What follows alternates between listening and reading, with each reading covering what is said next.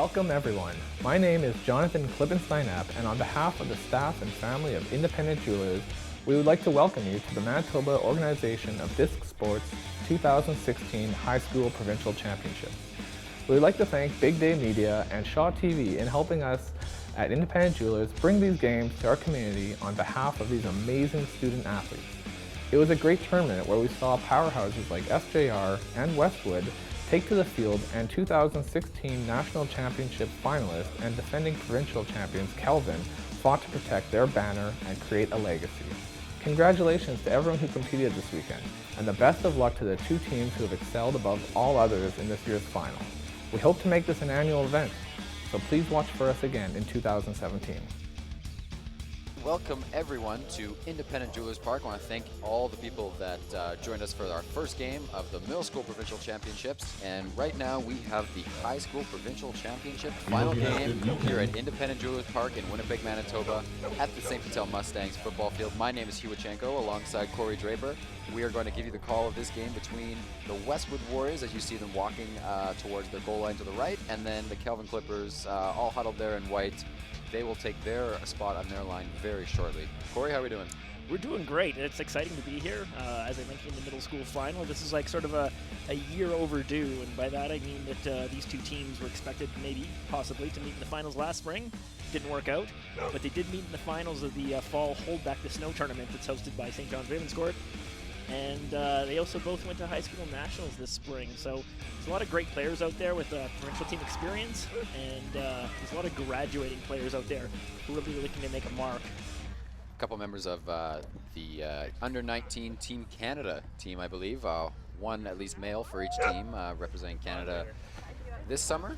That's right. So we're going to see a lot of those players. They're going to be key players. Quite an honor. We'll let you know about them once they get on there. So as I said with the middle school championship, when we talk about MOD's provincial championships, we're usually looking at a final, and we're usually saying the word SJR, and that's St. John's Ravenscourt.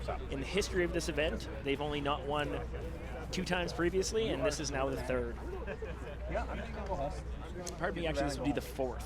With Kelvin winning twice over their history, and I'm going to apologize, but my good friend Lee Creary was on a rural team back long before I ever played, who somehow pulled off a championship back in the early days of mods. Well, Lee's a great player, so there's no reason why they wouldn't win that game. That's right.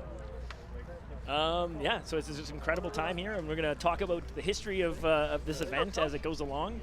And we're going to see, if anyone's watching that middle school broadcast, we're going to see a very different game here. A much faster game, a much more accurate game. And both teams, especially the team in white there, Kelvin, really like to play what you might call big ultimate. They like to send the hucks, and they send a lot of long stuff, and they're going to bid for stuff. And that might not work well as you'll see, number 13 on Westwood, Ethan Duncan, is an absolute monster. I think he's about 6'5", 6'6", is around that ballpark.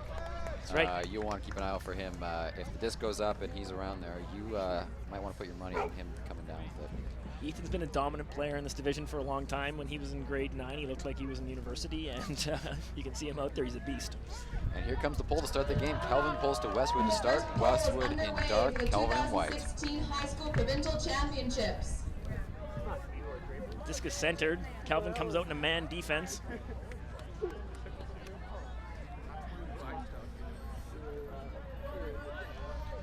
Cut coming up the sideline by the handler. Looks him off and throws it to the middle of the field, and there's a catch. It's Josh Noasad with a little bit off and just kind of handcuffed Ethan there. Kind of ripped it out of his hand. You'll notice the handler going to pick up the disc. Michael Rafalab, I believe I'm screwing up his last name, but we all call him Mikey. He's got the big pink bandana, and he's really going to be a big part of this game. Wow. That was a great grab there by Kelvin, but it doesn't look like she got her feet in bounds in time, so it looks like it will be Westwood's disc on that back corner there. Went from throwaway to almost heroic save, but not quite. Ethan kicks the cones away to get a little bit of space. Mikey's got that big mark on him. He steps back to take away a bit of the angle. Josh again in there. Oh, just a little bit off. That wind is still there. Kelvin swings to the line. Wow, great that big one-on-one Mikey. match. Mikey waits to hit that reset. Good patience there on that swing. Oh, and a nice left-handed throw. Oh, not quite in yet. Yeah, but there it is again. And there's the reset. score. So a quick break there for Kelvin to take a 1-0 lead. Kelvin making the score score 1-0. That's a big point to start the game. I mean, not It often is. do you see a game start with a break, but no question that Westwood will have their moment today. You can count on that. Kelvin did start with that wind at their back, which at the moment doesn't seem quite as vicious as it was during the middle school game, but I'm sure it'll pick up again. We are out in wide open space here right at the perimeter, and the wind really has been a factor today. There you can see the replay of the throw for the score. Kelvin getting fired up there right to start, and rightfully so. Yeah, Brendan O'Dad is looking a little sad there, but I mean those are hard to stop. He did everything he could, and it's just tough when it's one of those 1 foot, half a foot kind of throw. There's not a lot you can do as a defender. A great celebratory shot of Mikey there after the score. That's right. Quite the emphatic celebration. We'll see a lot of energy and excitement out of these teams. If anyone takes a really big lead, though, it'll be that battle to keep their the positive attitude going and not let the score affect their play.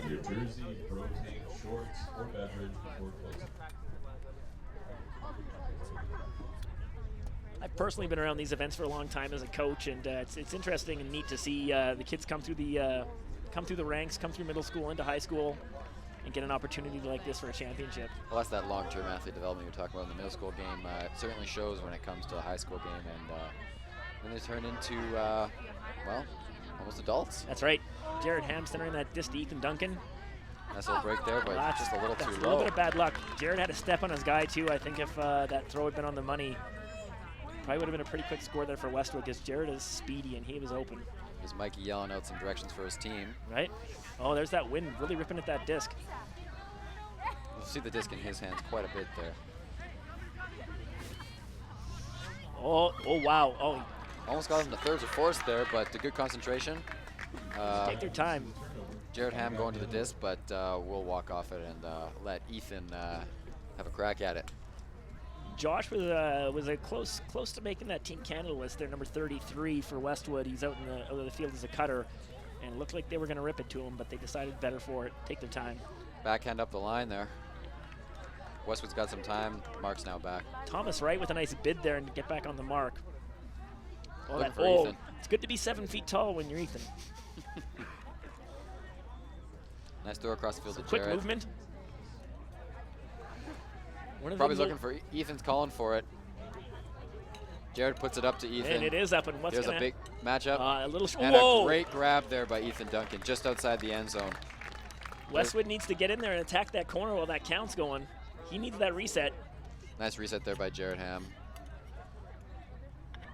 Everyone's crowding that side. They got to get out of there. In comes Josh.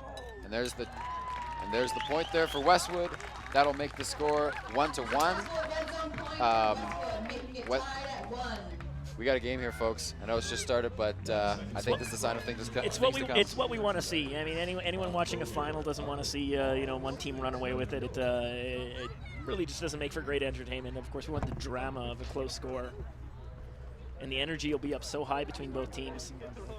Ryan Quinnell out on the line with his team. It's nice we actually have the score up on the broadcast now. It helps us out, keeps us to remember what's going on. As I said, Ryan Quinnell out on the line with his team there, Westwood. Alongside Cam Burden there in red. Cam Burden, part of the General Strike team.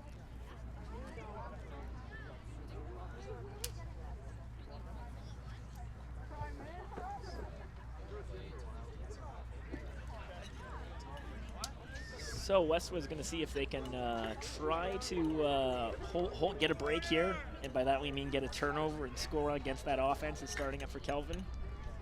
But do expect to see a lot of long throws at that wind at the back. Mikey from Kelvin really likes to rip it, and he's got a lot of tall athletic players, and they've got a lot of speedy ladies on their team that really can make a mark in this game. Comes the pole. Looks like it's going to sail out of bounds there, so Kelvin will take it in the middle of the field. It's too bad the K's on the shorts were in numbers instead of K's. Make it a little easier for us with the Kelvin roster. Kelvin gets the disc in the middle quickly and then swings to the sideline and then back to the middle for Mikey.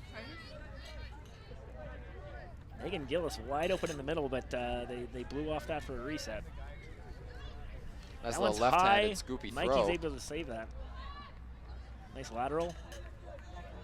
Probably going to look at a break here. No.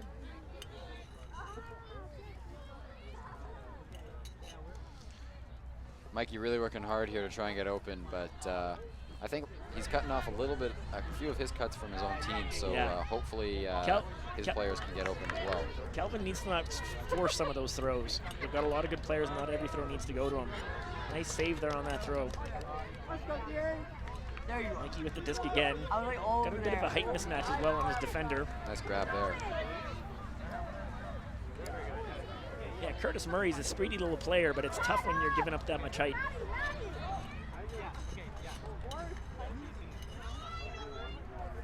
Westwood's a bit of a flat mark. They're giving up a lot of the middle of the field there. It seems like Kelvin's pretty much getting whatever they want right now. Yep. There's that left-handed throw. Oh, Mikey with but the layout. oh, what an incredible layout. What a bait by Mikey. That's going to make the score 2-1 for Kelvin. That's right. Kelvin in white, Westwood in dark. 2-1 for Kelvin. Kelvin's going to hope to see continued play like that. They're a team that feeds off of energy, and when they can get good plays like that, it really shows. You're going to see a bit of a replay here. You're going to see quite a bit here from Mikey. Let's get a good look at it here. Wow, what an angle, eh? The people at home are getting a good look. That's a very nice play there made by Mikey Rafflab, and again, a big point there for Kelvin. It's you know what, it's going to go back and forth like this all game, but if Kelvin can hold serve, I mean, you know. There we go. So that is 2-1. So the teams have held the wind advantage. So we haven't had what we call a break yet as far as the into the wind, and teams will look for that. But there's going to be a few of them. There's no doubt. There's if they can score up wind in the middle school game, we're certainly going to see some of this.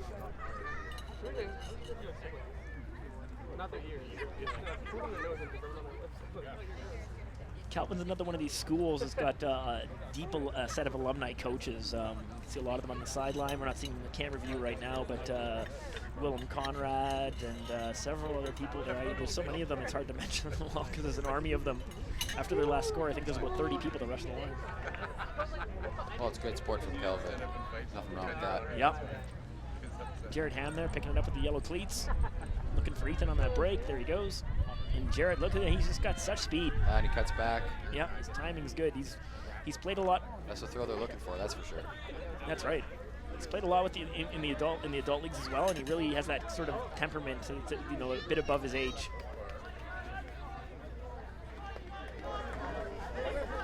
Ethan looking at the huck, and there it goes. It's sailing deep for Ham. Good read there by him. Yeah. He's going to score. That'll make the score 2-1. Jared thought better of the spike. 2-2. Westwood and Kelvin.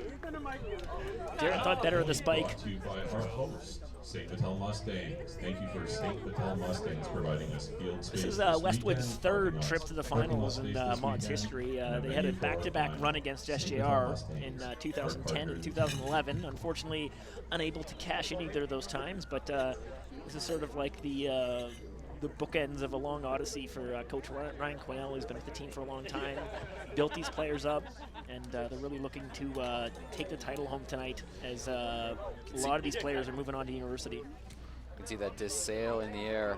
He was looking for Ham all the way, and Ethan really throws quite a perfect throw. It's quite the combination when you're as tall as you are, and you can throw the disc like that. He's certainly a very good player at Kelvin.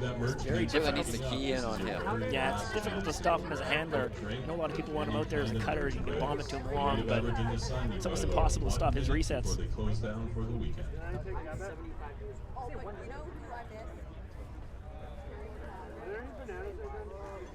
Right now, the plays mainly ran through those big male players we've been talking about, but there's a lot of great female players on both teams, and they're going to step up at some point and make some pretty big plays.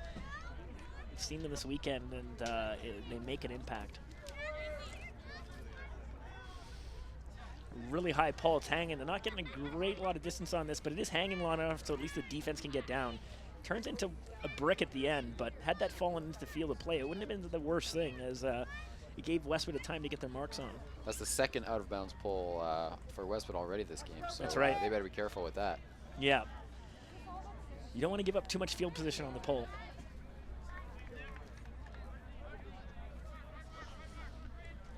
Right away swing. Looks like an initial play with the cut coming across the field. little bit of a slip on the defender. Wasn't sure if Mikey almost pushed him off there. And The here disc comes is the big up, and hug. that's hard. Looks like it's coming right at Kyle Parker. What yeah. a great grab there by Kelvin. Wow. Kyle Parker even gets out of his seat for that That's one. right. The excitement brought him out of his seat. Kelvin making the score 3-2. So as we heard from the PA announcer, it's 3-2 for Kelvin. Saving lives and keeping everyone safe. Former Mods president Kyle Parker getting some love in the end zone. We've been teasing him a bit as he joined us in the booth earlier, but he's actually serving in official capacity. No, because now I got people sitting in the lane on my table, so I'm stuck here. So again, as I said, back-to-back years here for Kelvin in the finals. And both of these teams actually represented Manitoba at the Canadian Ultimate High School Championships, and it was really great to see that of the three teams that went to nationals, Manitoba placed second, third, and fourth, which is kind of unprecedented and sort of unheard of. It was out east, and we didn't see a lot of representation from BC, which of course has a really strong program, and had they sent their strong teams, I'm sure they would have had some placements. But that being said, we're really proud of Kelvin, who came in second, SGR, who came in third, and Westwood, who also came in fourth. And it was interesting to see that semis with three Manitoba teams in it. It really does go to show just how impressive Ultimate is here in Manitoba, even in Winnipeg itself. Like we do what we can with the small city we have, and there's a huck there Up for again Ham to Jared from Ham, Ethan. and he's going to be tough to stop there. What a nice read there by Ham. Takes it with his left hand and defends it. Another fake spike there from Ham, his second score in a row. But the secondary spike did come afterwards, and he is fired up right now. Gonna be a tight game all the way to the end. That makes the score 3-3 between Westwood and Kelvin. Team Manitoba sponsored by Both teams are really going to need to start looking to take care of that deep end a little bit better. They need a little bit more help defense, and they're going to look to not give people like Jarrett the opportunity to streak down that field, because with the wind at the back and the skill of the handlers, they're going to be able to put it right in that end zone pretty much where they want every time. Ryan Quinnell coming out to the line on the other side off camera right now to Westwood, trying to make sure they're in order, and Kelvin's just looking to receive and push it back again. You can see the Westwood assistant coach Cam Burden there in the red shirt walking across the left side of the screen. Another general strike player, as mentioned before. Him and Quinnell sure make a good coaching tandem, that's for sure. Yeah, Cam's represented Team Canada a couple of times. He'll be doing so again this summer. Really pleased and proud that himself and Alexa Kovacs were selected to Team Canada this summer, along with some of our juniors are going along. And again, just as Hugh mentioned, it's a little old Winnipeg here, but we make a bit of a mark on the national scene, and that's part of that junior program we have here going, which is, of course, part of Mods, which we'll pat ourselves in the back, but it's also through the schools and the coaches from those schools who directly connect back to our adult touring teams. And maybe that's a bit of a unique thing that we've got going on for us, that we just have such a strength in our community all the way up from middle school through high school up to our adults. And it's allowed us to maybe compete with the big dogs a little bit more than we do in other sports. Yeah, I think that's what makes it so lovable for all the players. They enjoy being around a bunch of people that enjoy playing Ultimate, so it certainly makes it a lot easier. Here comes a pull from Westwood. Yep. Pulls up, and in rarity, it's on the our near sideline.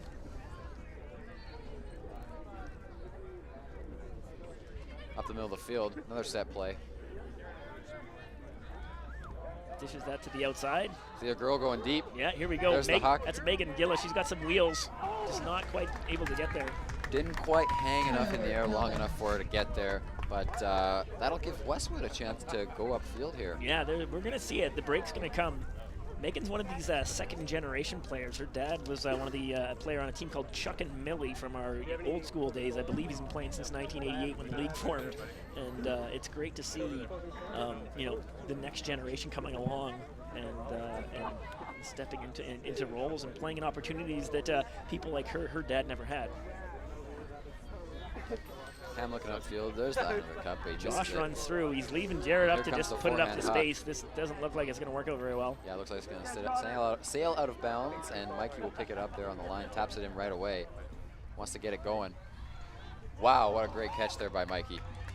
Over the shoulder of number 15, Nick Einerson. Yeah, Nick was a little bit, got way too downfield, and Jared kind of got abandoned there. They work that disc back to Mike, looking to get it off the line. Another quick over the top, it's going to score. You can certainly tell that quick-handed movement between Kelvin is really what they want to do. They really want to make Mikey the focus, and they're doing a good job of that so far. Hopefully Westwood can take it, can stop him a little bit more, and that'll make the score 4-3 for Kelvin, as you can see on your screen. Yeah. Kelvin in white, Westwood in dark red. Kelvin is not afraid to go over the top. Even with these windy conditions, we're seeing a lot of little cheeky kind of high release over the shoulder throws. I thought one of those throws in that first point was almost like a push pass or something, but you know, they're gonna put it up there. They're not afraid to do it.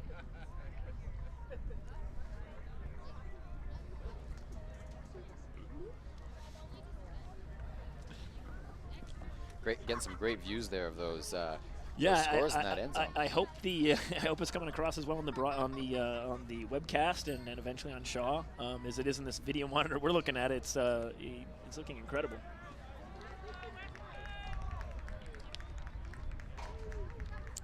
Still waiting for our first upwind point, which is, you know, I'm quite surprised we haven't seen it, but just makes it that much more important when we finally get to that spot. yeah, it will be. It will be, and how the team responds when it does happen.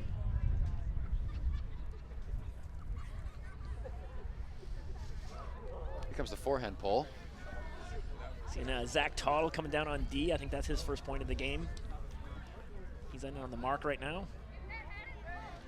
Throw there Ethan to with that disc, and I thought better of setting it long. He had a receiver open, but The wind just kind of picked up here, actually. yeah, it did, and I think that's maybe why he kind of hesitated. Well, again, There it's comes up the though, hut. but now we've left it, right? And I'm not sure we're. Oh, that's wow!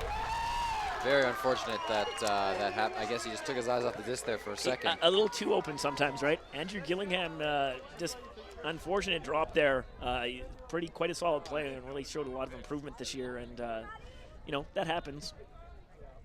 See if Kelvin can take advantage. Oh, a little mix-up there. Bit of a flat mark there. Mikey brings that down. Josh is on him. Nice forehand hug up Into the that line there by wind, Mike. and what a take. This is where Kelvin would want to settle down and really take some time to score, because what a big point this is for them. Yep. Well, they get into the hands of the guy they want.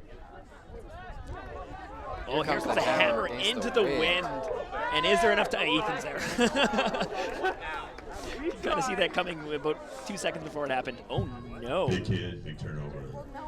Ethan hits the A ground. little bit of a delayed reaction. It seems to be an injury or something, and he seemed fine for a second, and all of a sudden it's like he realized something was wrong.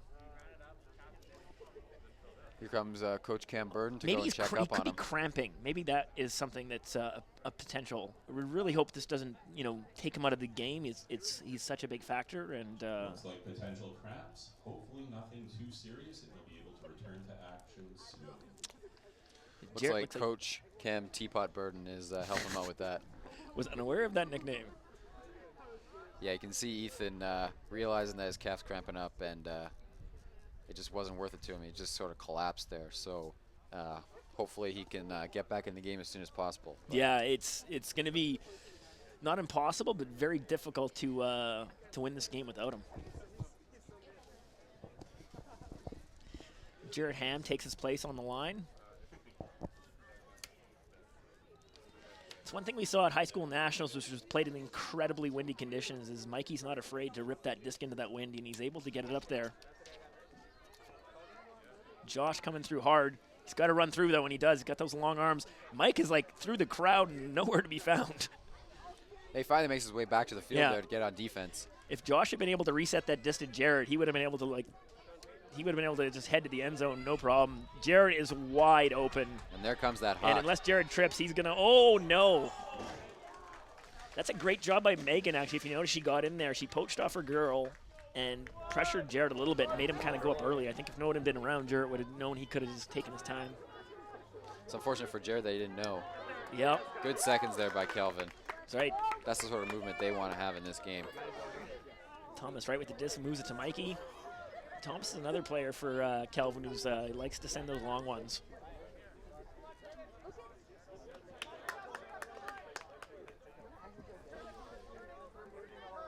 Very nice Oh, hand cut there. beautiful break.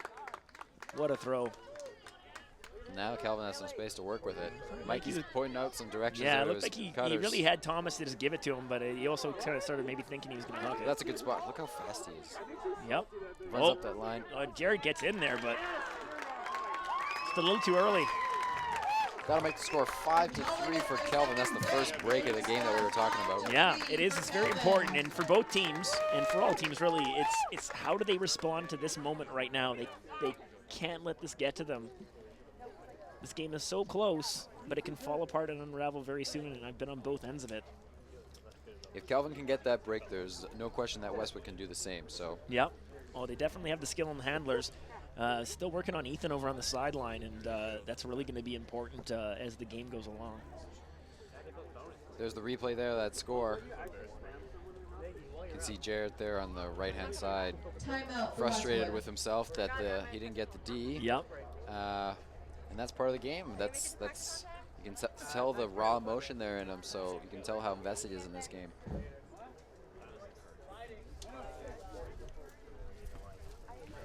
I believe Westwood has called a timeout to try and settle things down. It's a really important time in the game. Absolutely.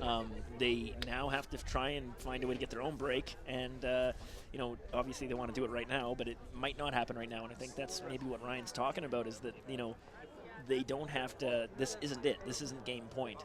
It's about sticking to their plan, what they've been doing, and not panicking. But it is tough. You know, these are high school athletes. They're you know, they're missing obviously a very important player at the moment for a little while. We really hope he's going to be able to come back. He's drinking water. His coach is stretching him out. And he's really looking to try and settle things down. This pause in action brought to you by the Tasmanian Ultimate League. Represented tonight by the Tasmanian Ultimate League. And I apologize if the video and audio feeds are a little bit choppy. Getting a tweet there from good friend Kelvin Dick. Kelvin Dick. Yeah, he likes to watch online and comment to things. We'll say hello to Kelvin. Super volunteer Kelvin. We promise Kelvin that the Shaw broadcast will not be choppy, and if he has free time during the week, yeah, can watch it again. Although if you once you edit down this video, you might miss some of our you know, really classy commentary here. I suppose that's true. Yeah. And there's Coach Willem Conrad in the gray sweater walking up and down, as you can see on the screen there. Yeah. For several years, the bread and butter of the Westwood team was a zone defense, and Ryan's worked really hard over the last maybe 2-3 years with this group of kids to kind of shift them into a bit more of a man defense, person to person. Timeout is now finished, and play will resume shortly. But it is something we might see pulled out. We didn't get to see it in the middle school game because it's not really, you know, it's not allowed. But especially if the wind was to pick up. But at this point, it looks like it's kind of been dying. Ethan's making his way back to his sideline, and it doesn't seem to be limping, so hopefully he can get back in there. But I know from cramps that once you cramp that first time, it's tough to get back in very quickly, and it's very likely to cramp again. In the words of Karen Hatch, get that man a banana. Get that man a banana. A salt lick, some pickle juice, whatever we got to do. Anything to make the cramps go away. Anything to make the cramps go away, yeah. Yeah. There's going to be a lot of pressure on Josh on Westwood there to try and match up with Mikey, shut down some of that stuff. He can do it, but, you know, they probably like their matchup better with Ethan. See on the screen there, 5-3 in favor of Kelvin. Kelvin in white, Westwood in dark red there. Yep. Thanks to Big Day Media for this great broadcast. Yes, we really want to thank them for coming out. Yeah, it's the first time we've been doing this, so we're learning as we go. But it's easy to do because we just show up and everything's done for us. Here comes the pull from Kelvin. Another forehand rip that looks like it's going to roll a little bit unless it stops, which it is. Up to Jarrett, who's at this point going to have to stick back and handle a bit more. Certainly capable of being an efficient handler. Oh, but, he is. He's but so speedy. You love a little bit of both. both. You like to have him in the cutting lanes with him being so speedy, that's for sure. It looks like Kelvin's putting Mikey on Jarrett because they realize how important he is. Curtis sends this back to Jarrett. Josh clears through, and there's that break. Look at Jarrett go. Even on Mikey's a fast guy, but Jarrett's just got that really good quick step. And then, oh, a nice cut, nice throw. Here it comes. And there it is. Now it's hanging. And this is where Mikey's got that chance at it. Oh, no. Oh, there's going to be a foul called. Looks like a foul's being called by Yep. Jarrett that Mikey pushed off him as he was trying to get the Yeah. disc. He's going to contest it and send it back. He doesn't really like it. You know, we're far away. I'm not going to pretend I have perspective. It kind of looked like he ran him over a bit, but I'll let the players on the field call that. Do a quick little replay here. Here's the backhand huck. It's interesting. He's Jarrett's, you know, as rightfully so, is asking for his, you know, the space that he had. But with all the other players moving, the field's not in the same situation it was when the foul happened. Missed the contact on the replay there, but this is now back in play. Evan looking to get that disc across. Look for the Curse, swing nice around. fake. Nice forehand Good break break. to Jarrett.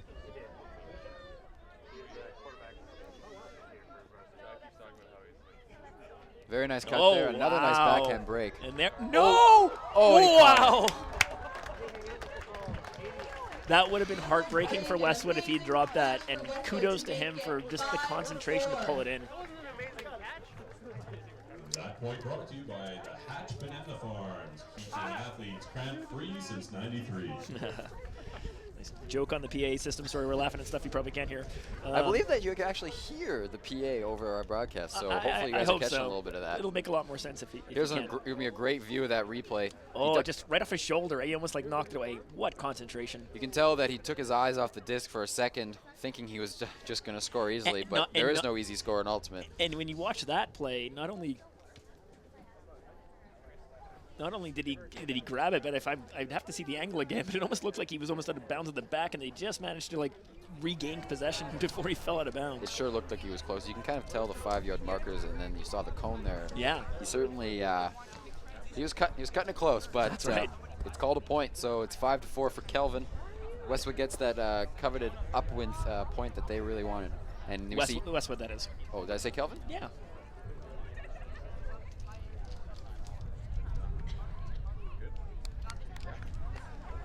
So as we wait for the pull here, the semifinals of these games, I believe Westwood had a pretty tough game against SJR. We finished 10-8 for Westwood, if I'm not Yeah, mistaken. yeah.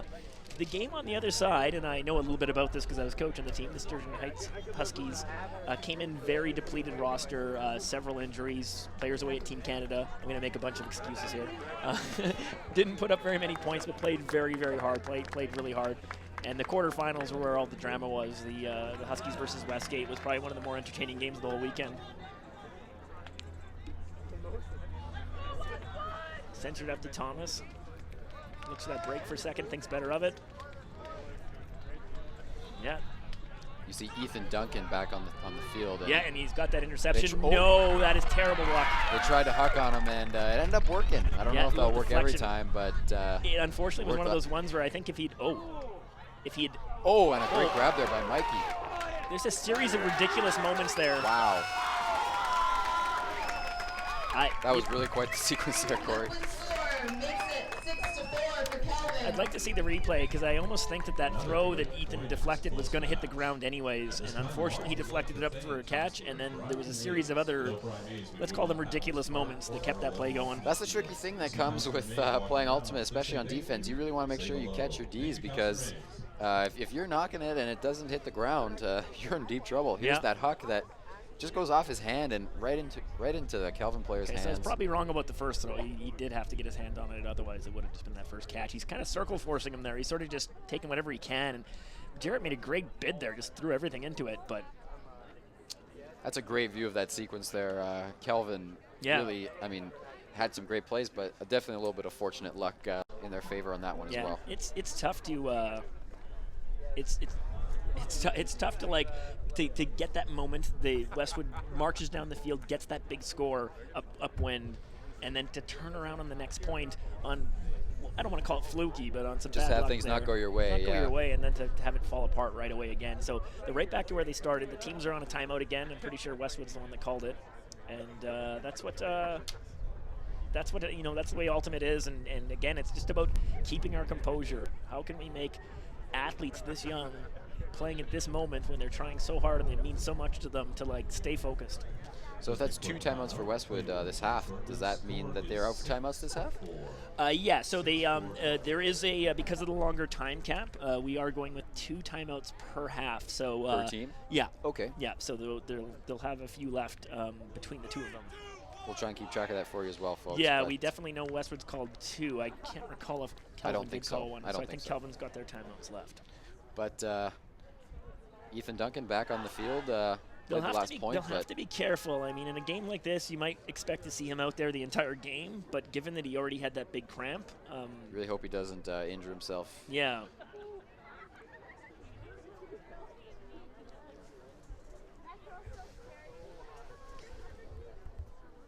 Westwood's going to have to ignore this wind and just, play the way they can and just punch this thing in here. They can move it up in this wind, no problem.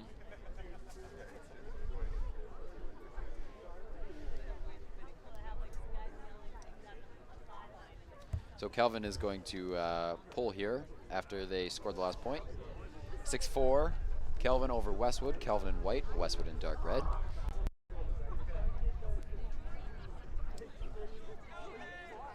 With 33 teams in the high school division, we ended up with 4 divisional champions, and unfortunately, because I'm on this side of the park, I do not have the information of all the winners and stuff. Maybe at some point, hopefully, we can get somebody to text or run us over some information. But you can always tweet me on Twitter at HWichenko. That's HWICHENKO. If you have any questions for me or Corey during the broadcast, just send me a tweet, and I'll keep an eye on my Twitter and try and get some questions answered up on the broadcast. Curtis sent that disc to Ethan. He's got it there. The count's getting a little higher. Up to Josh. There's an open undercut, but doesn't take it. Number 33, Josh with the disc. He's really athletic, fast player. Doesn't play the handler position like some of the other players on his team, but makes a really big difference, both for this team and for our provincial team, Masters Flying Objects. Wow, what a huge upwind break. That's not Kelvin, that's Westwood. Curtis Murray with just a great jump there. And you can see Westwood really circling their teammates there, because that's quite a big point for them. Half's at 8. Here comes the replay. There's a huck by Duncan. Really sailing there. Yeah, and it really looks like the Kelvin player's got the bid. He's got that angle, but he just... What a grab there by Westwood. So looking at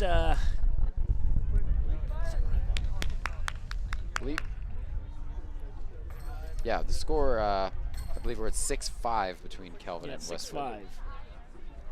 We now got that up on the screen, so good shape. Look at a lot of the players hiding on the hill in the shade here, enjoying the food truck food that was brought in. A bit of a different atmosphere this year. We were able to bring out a lot of different stuff. I had some of the mascots out from the Moose and the Bombers, and a lot of great stuff going on. Some food trucks we haven't had out before, and it just really made for a great atmosphere for the kids. And then the fact that the storms that were predicted never came was the best of all. And again, it just turned out to be just a wonderful weekend to play some Ultimate. It's insane. All I know is just don't trust the forecast. There's a big forehand big OI. rip. And that's Thomas going for, just couldn't quite get there. Shaking his head after that one. Knew he had a chance, but that would have been a tough play. If I was on the Westwood sideline as a coach and that happened and he scored there, I think you just start banging your head against the wall. So drop your clipboard and walk away. What are you going to do? Westwood looking to clear that middle. Nice little mini reset to Curtis. The cutters have all gotten quite deep. It's opening up some unders. Oh, that's a bit of it. Looks like probably a strip, I would think. Yeah. Looks like there's no contest from Kelvin. No, Thomas was right away. He knew.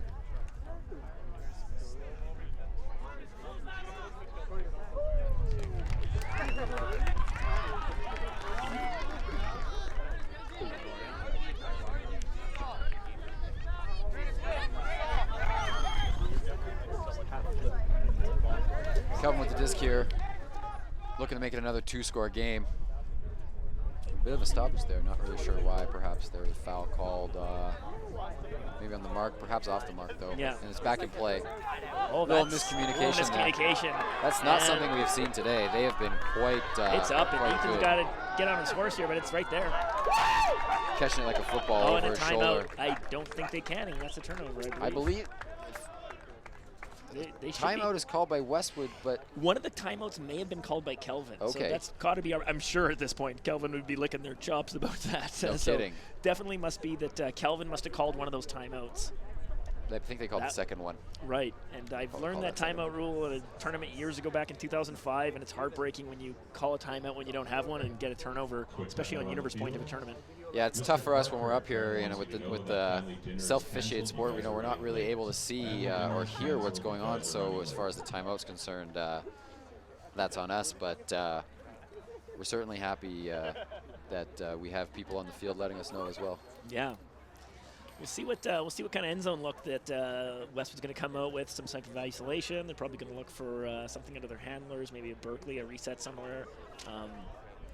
I'd also think that at some point they're going to have to start looking to plays where they maybe isolate one of their female players, because I think that the focus right now for Kelvin defensively is going to be to stop, someone like Josh or someone who they've been keying in on a bit, and that might open up an opportunity.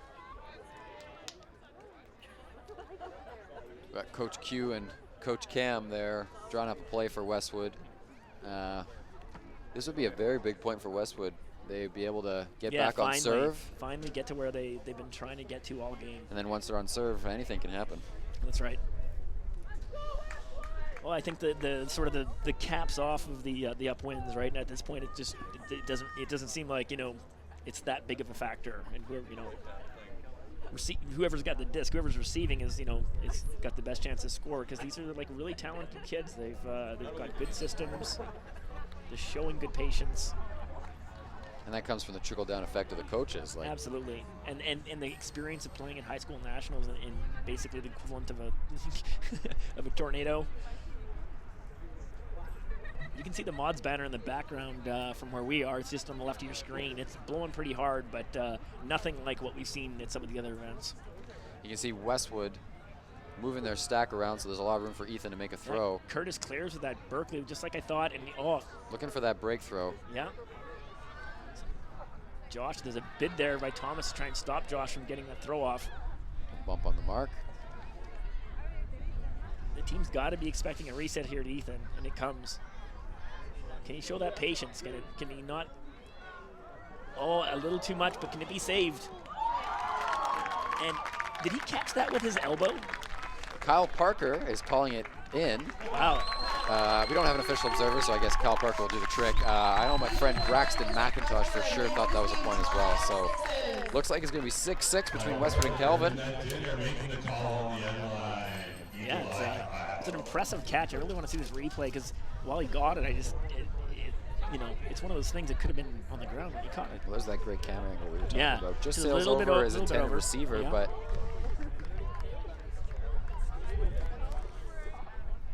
Interesting. Yeah, that angle just doesn't really give it to us. Yeah, Nick Einerson just able to hold on to that. That's tough.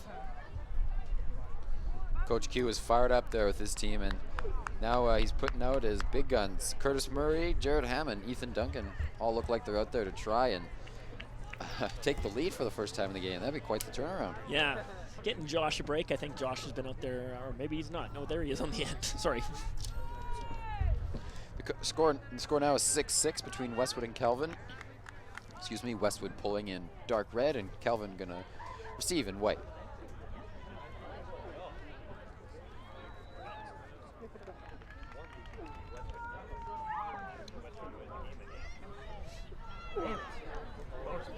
Becomes a really high bull there. Yeah, didn't quite get the distance, but again, it's got that hang time, which gives the defense time to get down there. As you're talking about, Corey, Kelvin really relies on their energy and whatnot. Yeah. And it certainly seems like it's been lacking, and that sort of led to the mini Westwood run we've seen here of There's a points. bit of a crowd there, really making it harder on Avery to get that disc off. Well, she does, though. She has good patience. She's shown some tremendous speed at this tournament this weekend. believe that was Maddie Schwartz who made that swing just a moment ago and gets unfortunately run over by Ethan. That's going to set that disc back. She looked like she's okay, though. Yeah, it wasn't anything too significant. But when you're as big as Ethan, it doesn't take much.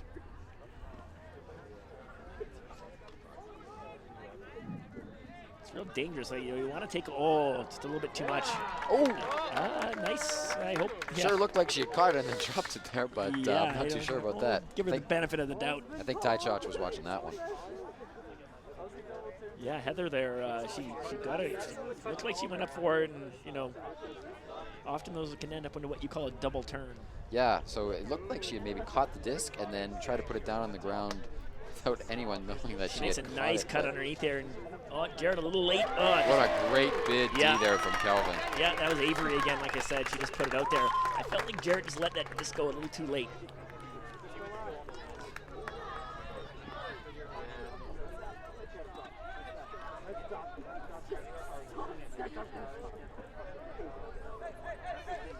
A little hammer hanging him up there. Mikey really directing traffic there with the disc in his hand. He likes, great good bid there by concentration. Ethan. Yeah. Oh my God! Wow, what a catch there by Mikey. That's that concentration you're talking about. That was pretty silly. Just keeping his eyes on the disc. Let TSN know we have a highlight for them.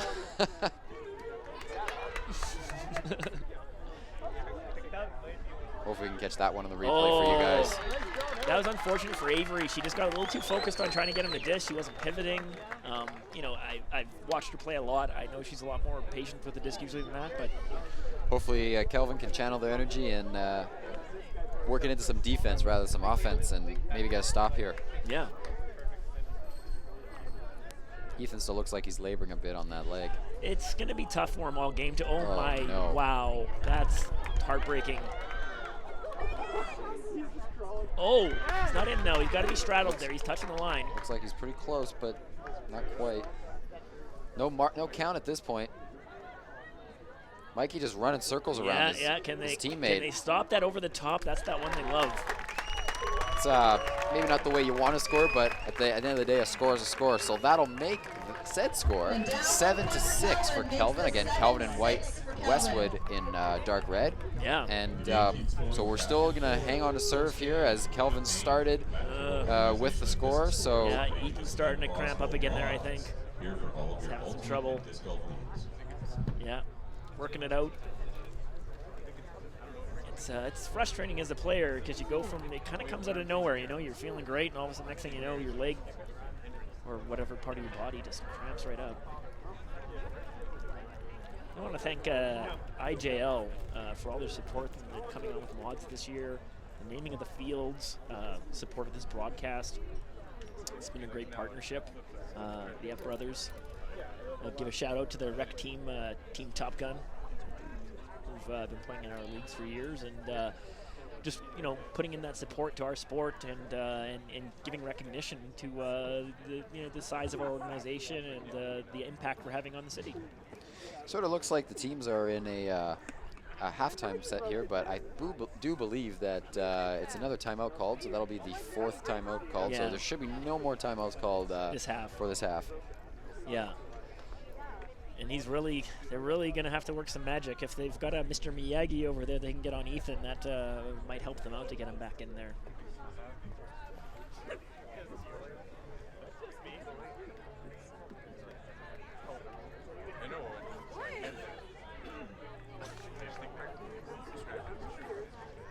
It's a timeout. All right. There's a sweet vehicle out there with a little bit of a camper on top of it. I'm not sure what that is, but Can't quite see that on the feed, but no, you can't.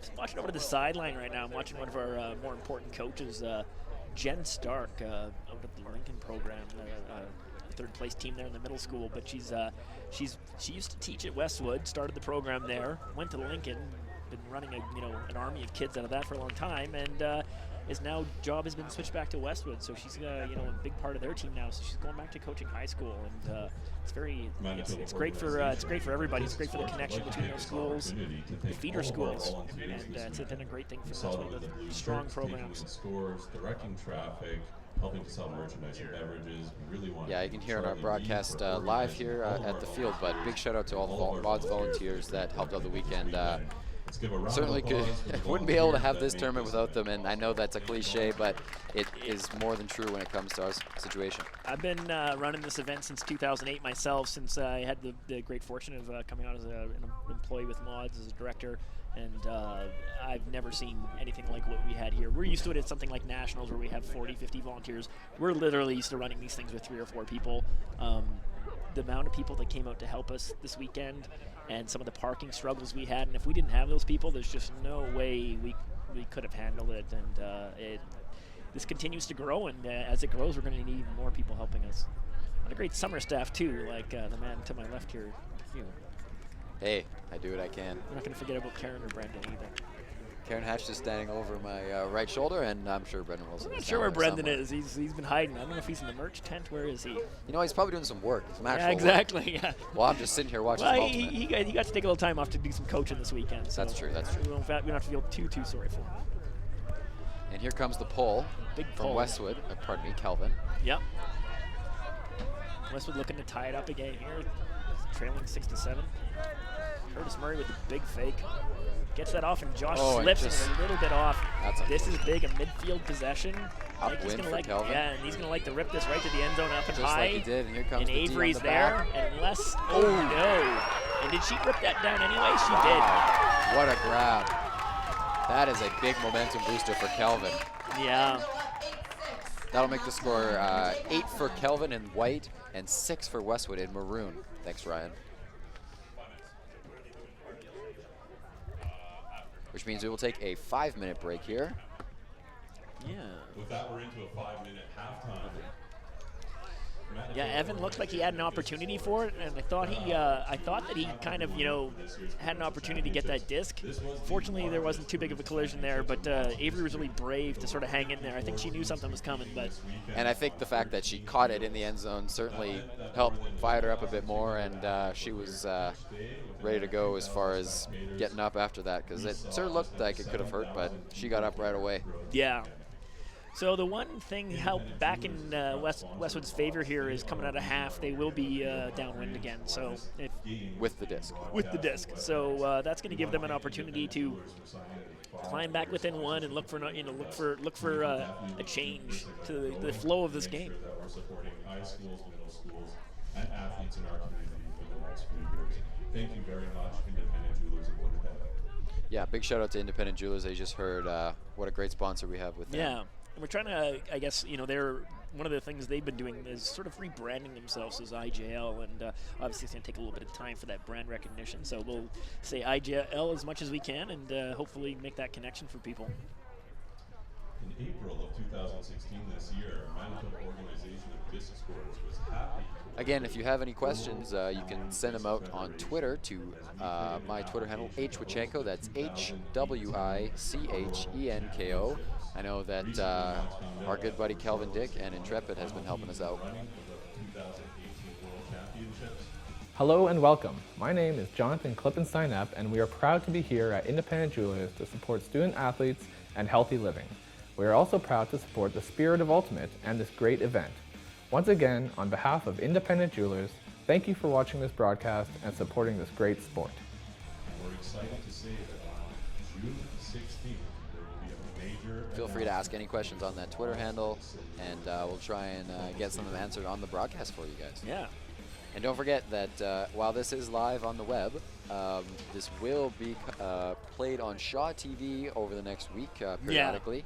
Check your local listings. An edited version, so we'll see what what comes out of it. But Maybe a little less ramble from us, but Yeah. you never know. so yeah, they're gonna. So Big Day Media is gonna take this and edit it down and get a little bit of that dead time that we've got here, and so we might miss a couple of our insanely brilliant jokes, but you'll probably enjoy the game a bit better as far as just watching the Ultimate.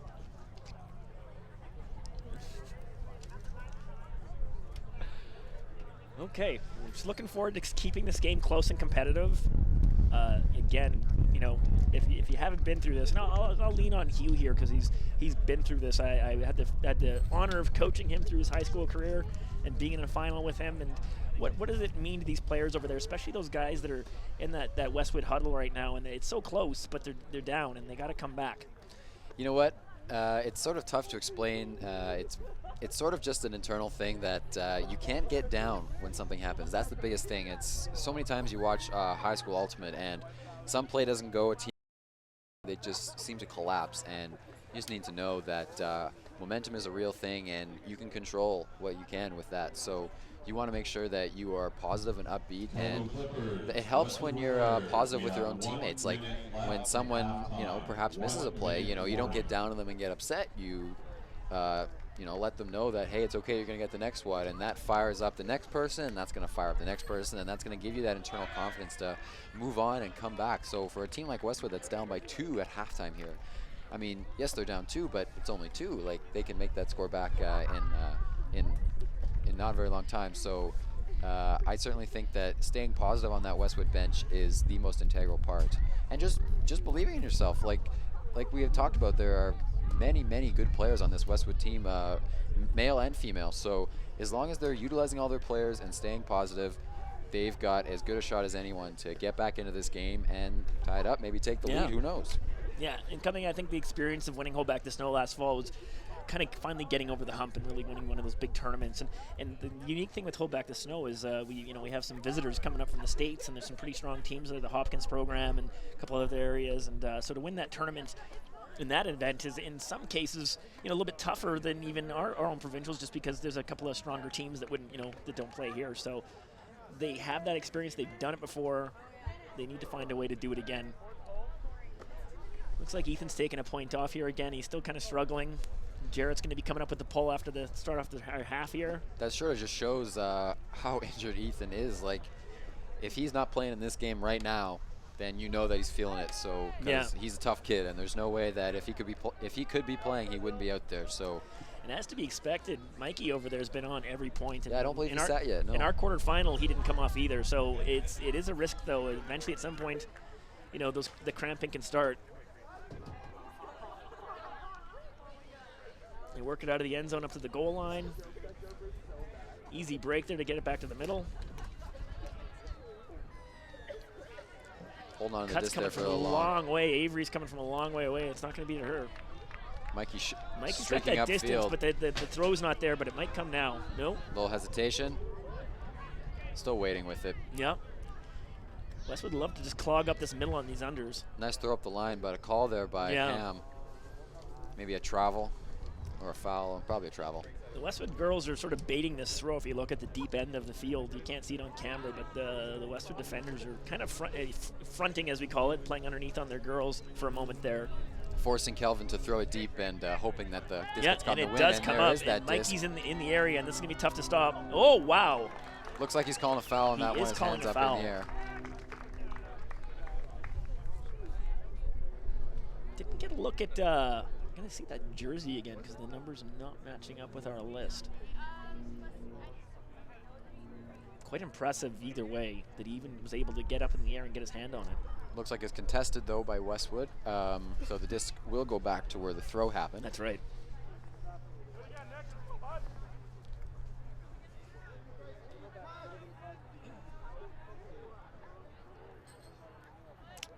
Disc is back in play, looking for that break, get it off the line. There's that throw to Mikey. Chest. He wasn't taking any chance on that one. He put up 2 hard ones. Is it going to be just a bit too much? Just a little too far. That was Nick Anderson on the foul call earlier. Right. Again, 8-6 for Kelvin, as you can see on our scoreboard. Kelvin in white, Westwood in maroon.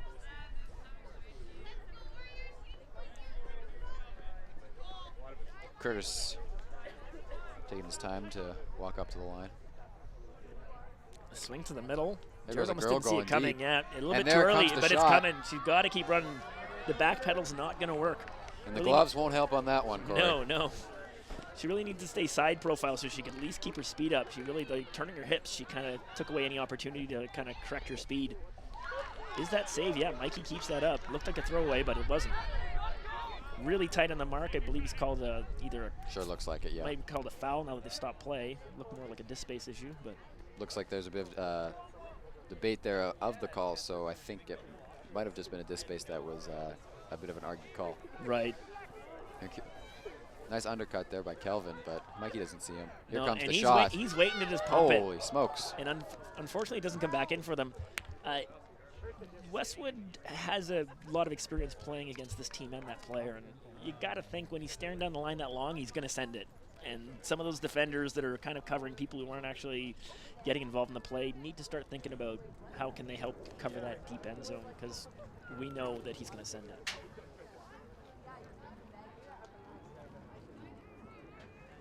Well, that's the Braxton McIntosh special there, the disc going up the line and just curving right over out of bounds. Some things just happen for some players. Jared unable to get open.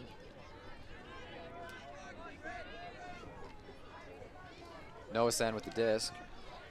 It was Bryn that caught the disc there a minute ago and centered it to Josh. Oh, and it's going to be, Almost on the seconds there. wasn't able Mikey's to save looking it, to shoot and it it's deep. coming. Yeah, that was a great job to just stop that huck by Mikey. He didn't get rid of it. Megan Gillis just streaking wide open. It was not seen in time, though. No. So the disc looks like it's going to get reset to Mikey there. Yeah, a little shake move to get open again. And Avery's looking to take that corner. Wow, Oh. ouch. If she's in bounds, She's putting her body on the line there. That looked like a solid landing. Like the one past the I think there's going to be a dispute over whether she was in or out. certainly don't have a good perspective No. from this angle. Although many people think they do. So a tip for all you people that are 100 yards away from where the disc is, maybe you don't have such an opinion.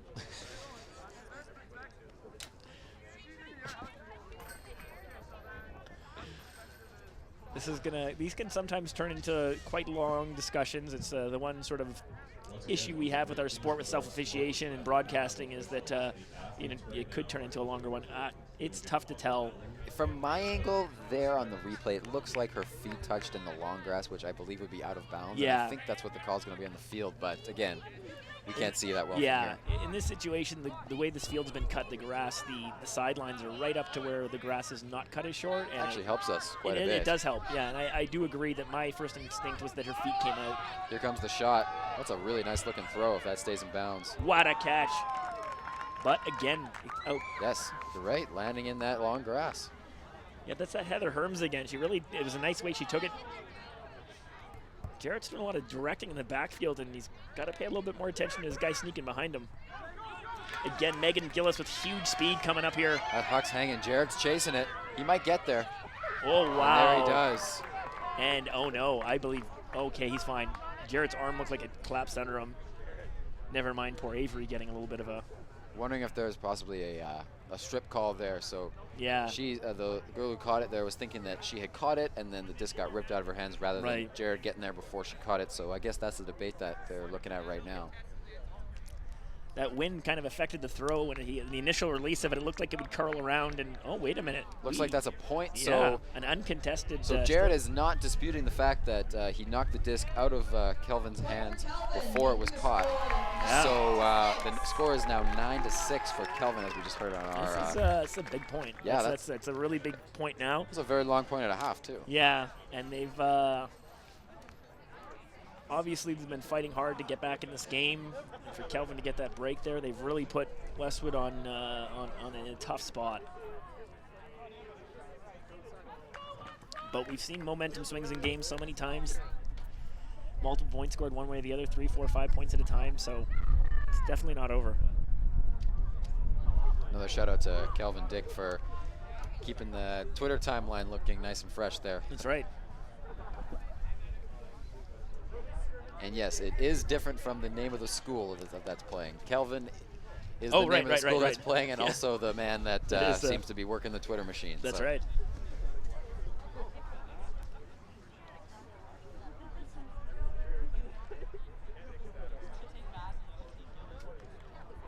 Westwood, it looks like Curtis Murray has his hand up waiting for Kelvin. He just wants to get this point going. He really wants to try and get this game back going because the clock is ticking. Now, we're not quite near the end of the game. There's still, we'll probably make it to 15 points, but he wants to get this point going, and he gets his wishes because here comes the pull. And it rolls out of bounds for the first time today. Yeah. Which is a little surprising. Usually a couple more pulls sail by With, and roll out of bounds. With Ethan and Josh off the field, that leaves Andrew Gillingham as the tallest player on Westwood, and it's noticeable at this point. I mean, the teams have been looked pretty evenly sized, and this is a point where you can kind of see a bit of a difference, a bit of a contrast. Jarrett with a couple of moves, looking in green space, managed to pull it down. He's got to have his patience there, but Here comes that huck. Oh wow! Great box out there by Gillies. Yeah. It's Andrew nice. Gillingham, Yeah, Gillingham making up for a little bit of a bad moment earlier in the game for him, and nice to see him rewarded for some hard work there. But there was some miscommunication. He was definitely looking to come under, and then he realized that disc was already in the air, which worked in his favor because his defender thought he was going under too. Jared's the only one that knew what was going on That's that right. one, it seems. Yeah. That's what you call throwing somebody open. As you can see, he turned around and yeah, then saw the disc look went at up. that, eh? Like he just turns his hips, gets his defender to commit to it, and he doesn't even know the disc is there. And then once he sees it, he used his body to shield off his defender. Yeah. And then he caught the score. It's quite the play there by Andrew Gillingham. Andrew was a member of Manitou last year, and I think that really helped grow his game and through the fall and the spring and going to Canadian High School Nationals, all that stuff, continuing his growth as a player. So again, that's the score now 9-7. Kelvin Clippers over the Westwood Warriors. Kelvin in white and Westwood in maroon. Ethan up and walking around, but still not able to come back into the game, it looks like. Otherwise, he'd be out there. And but I still give Westwood a good chance here to get this downwind and tighten up the score.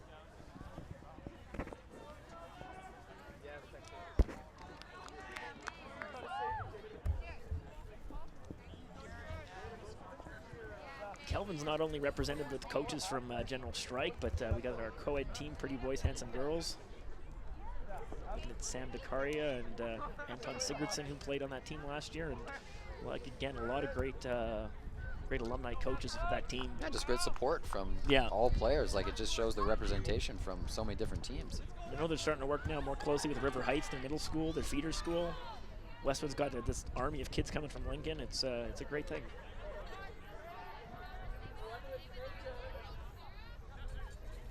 Nice touch on that throw. He's going to want to get that disc off the line, and it's there.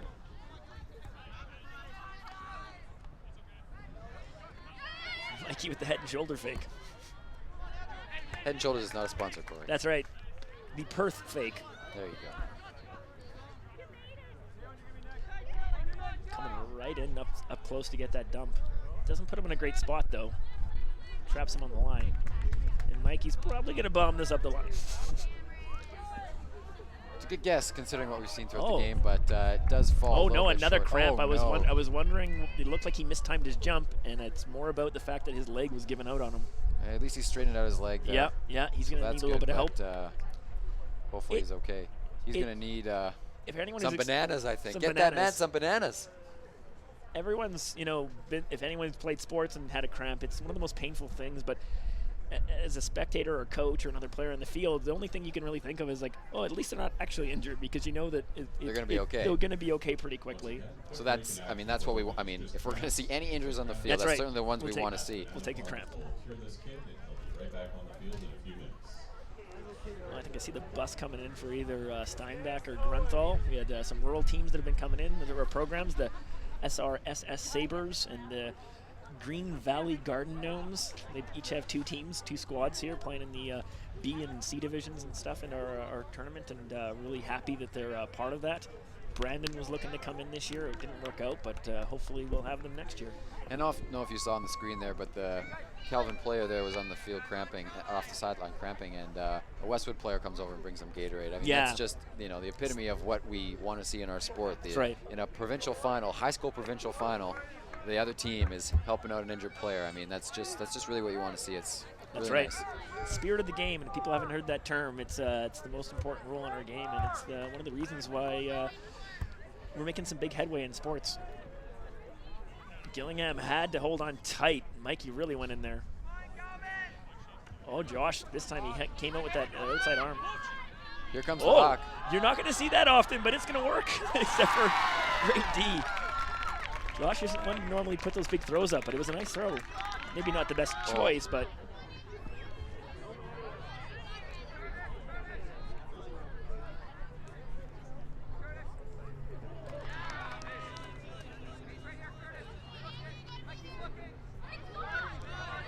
trying to get that disc off the line again, but he's also happy to just whip up a forehand. He certainly likes to direct the traffic as he got the disc. Yeah, eh? it's a style, right? And everyone's got some different things, and he definitely likes to kind of point and talk and direct. Yeah, when you're up 9-7 in the provincial final, you can't really argue with it. Nope. Yeah, Josh is going to have to watch that. Mikey was looking to put a little OI forehand to that far corner. Seems to be the specialty. That's right. A little too tight on that yeah. cut. Oh, Oh. Maddie just misunderstood that. She had that, but she Didn't really, think it was for I her. think she really thought somebody was behind her. And a little too late to readjust. And that could be a very nice bow wrap gift for Westwood if they could They make this need one they count. need it. They need it. Big time. And I'm sure Josh is loving the fact that they get another crack at it, because he's just not going to like the fact that His huck didn't work. his huck didn't work, Yeah. because he's such a safe player. Like, he really, you know, he keeps things nice. Catch. Great bait Jarrett as well. looking for that give-go, but Looking for that huck, but then he goes for the quick little dump. yeah. Oh, we got to run through this. Oh, Avery went hard That's two to it. layouts There in a we row. go. Yeah. Here comes the huck. Jarrett's looking for it, but it's not quite Oh. there.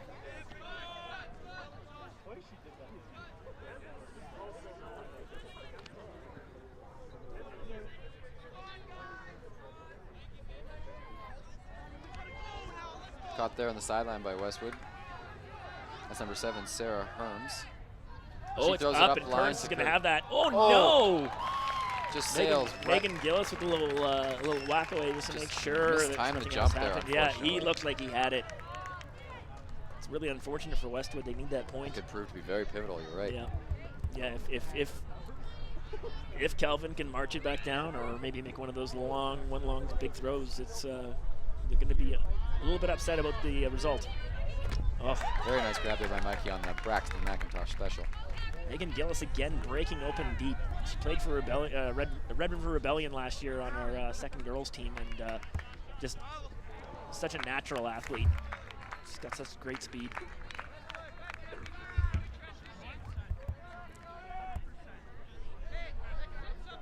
Many of these players are, heavy involved in other sports. We know Ethan was out at the volleyball nationals and has all that kind of stuff, and I'm sure a lot of these other players have other accolades.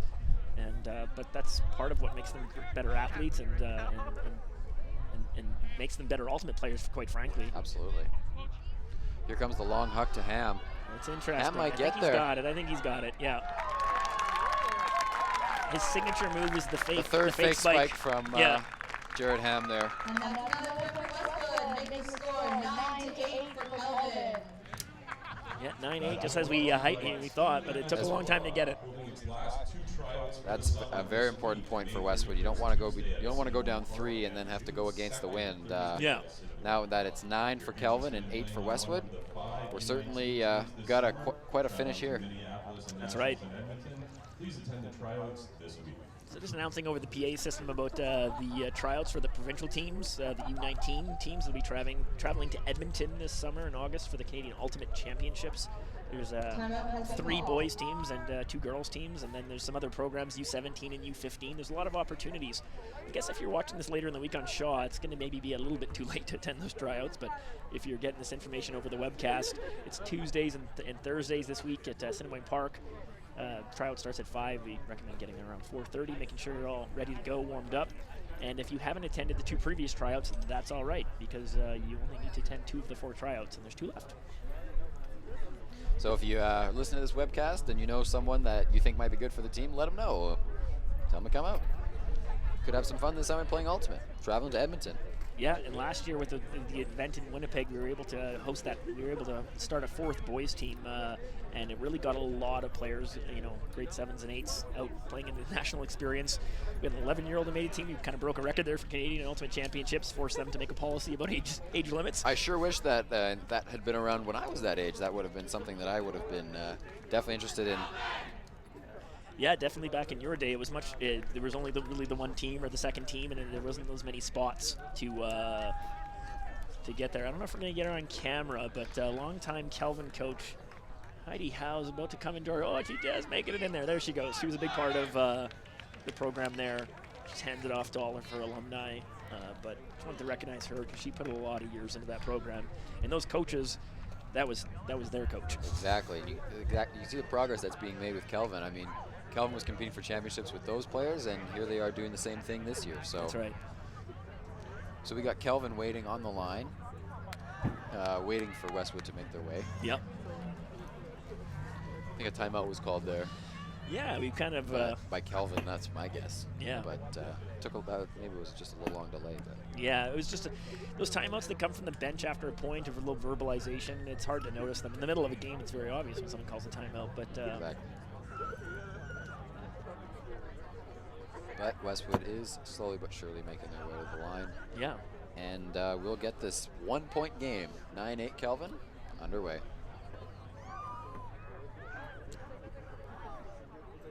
So we're hoping some people eventually at some point either watching this now or watching it later, you know, around the country, got a lot of friends.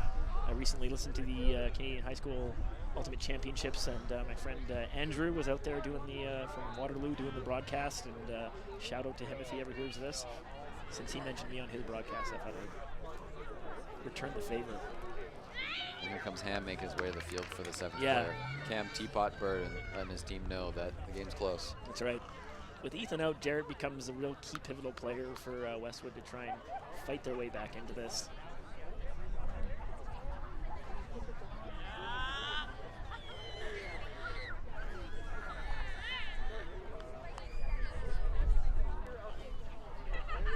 Kelvin's got their hand up.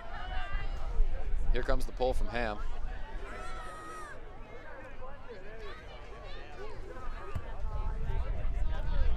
Mikey goes back to collect. He sets in the middle, gets a bit of free yards. That mark's coming really late. I'm not sure where Jarrett was. I kind of was watching the disc and didn't see how far off he was. I think it's coming. Here comes that huck. Looks like it's going to be a little Yeah, long. a little too much. But a really good layout, really good bid. Nice bid. It's kind of one of those ones he needed a scooter or a taxi cab ride to get over there, you know.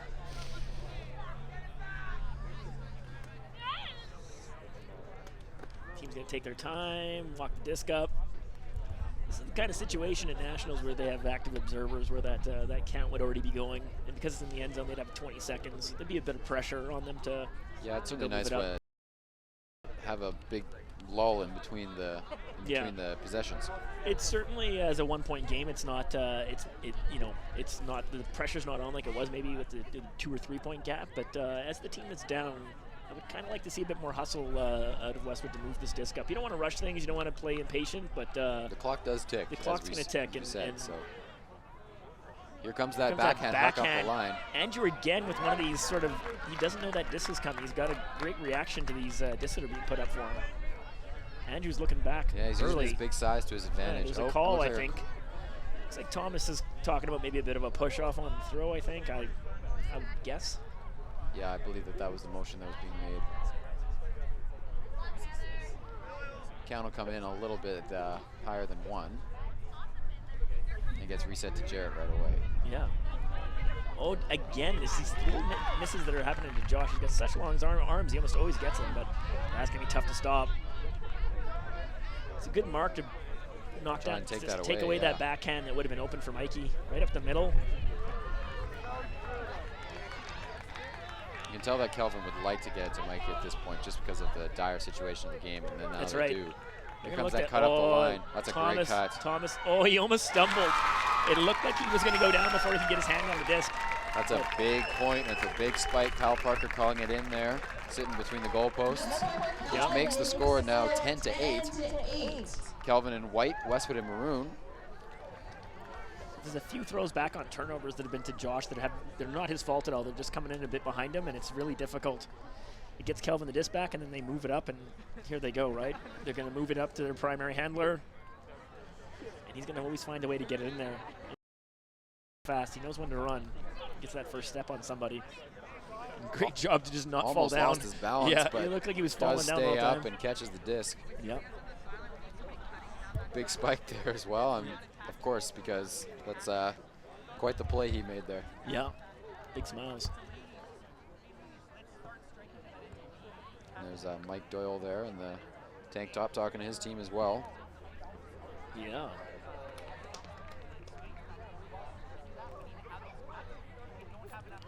Will's been a little bit less noticeable on the sidelines and not on the line quite as much, but I really noticed from playing against Kelvin and being near the sideline, there's a lot of leadership that happens from within the players themselves, and a lot of the talking that's going on is coming straight from the players. And that's sort of Will's style too. He's not the most talkative guy you'll meet, so he sort of lets the players figure it out on its own, and that's sort of what you want in an athlete as well. Yeah. So I think he's doing the right thing. Yeah, sometimes you know, as a coach, it feels like maybe you're marionetting things, but Exactly. it's best if you can leave it on autopilot.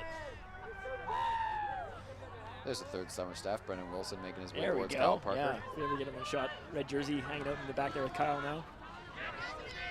Quick knockdown. Jarrett picks that disc up. Oh, there's a nice streak, but it's not coming. Expect to see Jared on the field. Probably Yeah, at every I point towards the end of the game. can't see Jarrett being able to leave the field now. He's gonna pull that in. Wow. Look, He was taking no chances with that one. yeah, no kidding. He And here took a comes big the layout on backhand. that Is it one. going to get around? No. Good catch D there by Yeah, Kelvin. yeah. Avery was having none of that. She saw it and made a big break on it. It's too bad Jarrett maybe didn't have a bit more patience there. They clear it to the side. I think that was Kieran Hall in the backwards red hat. If I'm getting his name right, I apologize if I'm not. Seen him around so many times. I'm sure that's who it is. Thomas seems to be running free.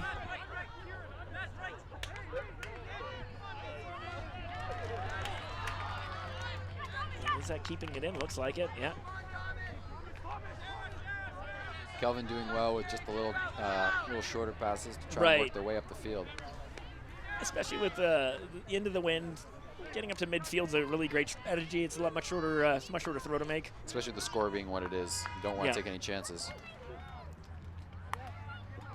Got the turn they needed. They don't want to give it back.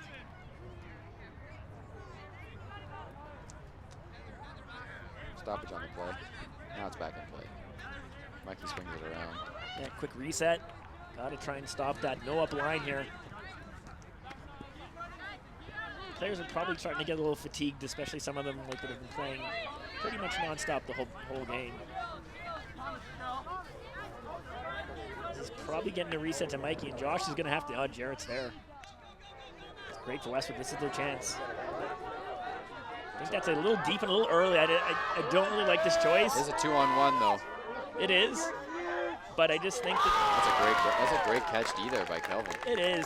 Thomas made a good read. I don't like how early the cutter left and how deep he got. Yeah. He made it so hard on his handler. He's telling him, hey, why don't you throw it 65 yards or 55 yards? There's two girls going deep. Yep. Oh, pulls it back. He's going to look for the reset. You can play that patient game. Here comes the Here shot. comes that big shot, and we gave it Jarrett's up. chasing. Jarrett's got makeup speed, but not that And there's a really big point for Kelvin. That That's makes the score tough. now Kelvin makes the score 11 to 8. much. 11 to 8. It's going to be tough. It's going to be tough. And for the time, we got 6:33. So the game started just after about 5:15. So we still got a little bit of time to go.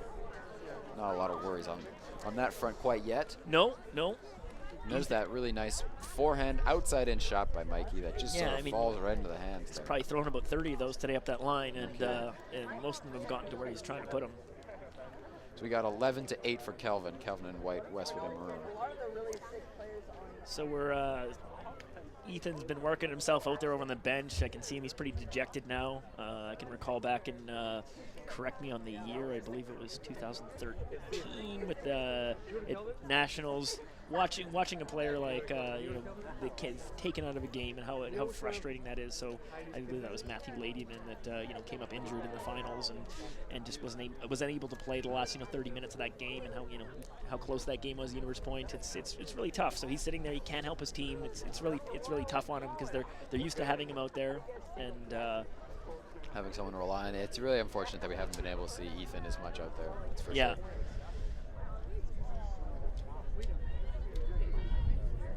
There's a good shot of Willem Conrad there in the gray sweater. Yeah, the depth of Westwood is, though, that they can still, even without him at this point, it's not like he went out and all of a sudden the game was over. They've stayed in it. They've got a lot of great players.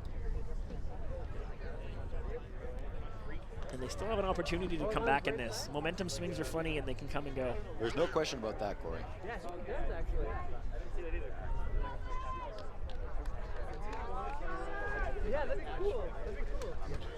Westwood's got their hands up. From our vantage point, it's hard to see where the people are. So we look and we see a line, a line of crowd that's up near the field, and then it looks like there's not much. But then underneath us, there's all the actual players from the other teams who are still hanging out. And thanks to all the people that came out to stay and watch. It's been quite a nice game, and again, a nice evening. So no complaints here. Nope. Big pull here.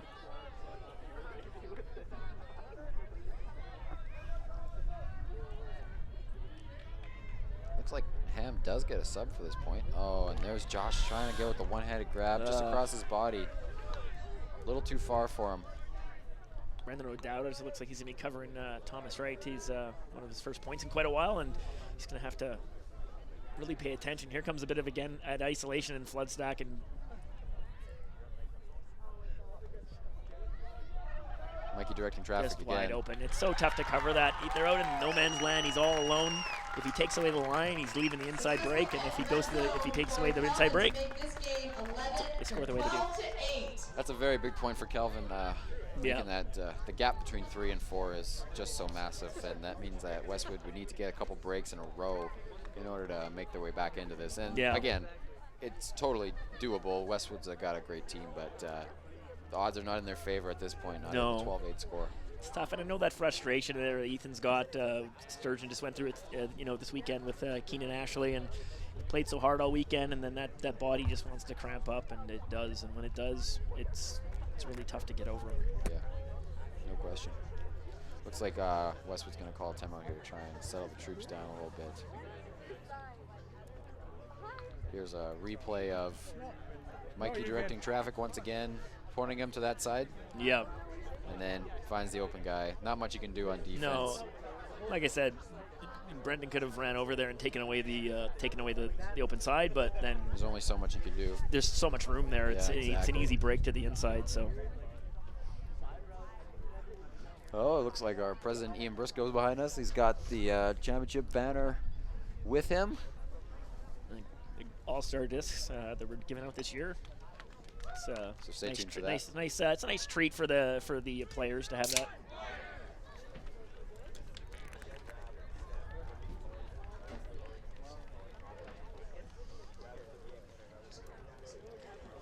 It's impossible to do, but if Westwood could just kind of forget the score here and remember what got them to this point and all the great ultimate they've played this weekend. And you can see it in the body positioning, right? Absolutely. The team that's up is going to have energy. The team that's down is going to feel dejected. And you've got to fight through that if you're a player.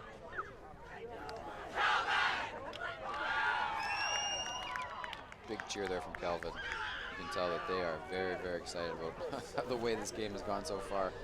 Yeah, well, when you're in that position, you're in a bit of a power position. You've got that lead. You're feeling good. It's really tough on the other team to actually come back. You can see the Kelvin players trying to tell them to calm themselves down.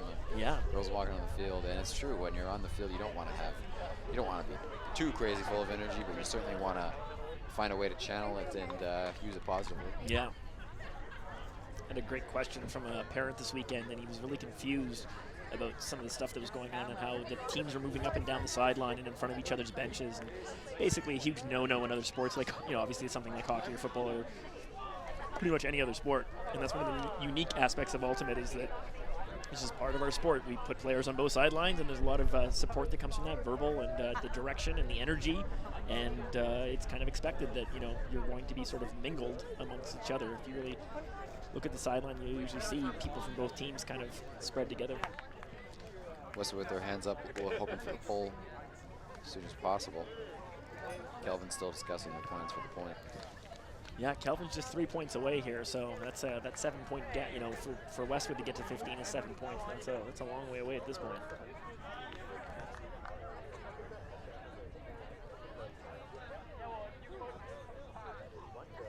Looks like Mikey's talking to his coach, Willem Conrad, there, trying to figure something out. I'm sure they sort of just want to play like a sort of like basically a safe. At this point, they just want to, if they trade points, yeah, they're in good shape. So, look at that. Here comes late release, hopefully. Nice read. Nice grab there with the gloves. He does have to find a way. Oh, wow. Oh, Jarrett, no. Looks like he sort of stepped on him as he was jumping into the end zone. It's a lot of lucky things there that he's not. Oh, that's weird. Okay. And Westwood gets back Wasn't on sure if the there was going to be a call board. there almost because of the Score now contact. 12-9, Kelvin.